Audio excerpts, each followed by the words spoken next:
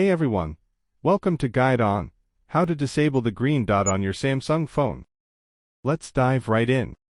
The green dot appears when an app uses your camera or microphone. Here's how to disable it. Open the Settings app on your phone. Scroll down and find the Privacy option, then tap on it. Under Privacy Settings, tap on Permission Manager.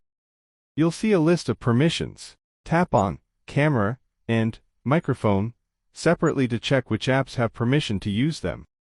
For camera, tap on the Camera option. If any app has permission, tap on it and select Deny to prevent it from accessing your camera. For microphone, go back and tap on the Microphone option.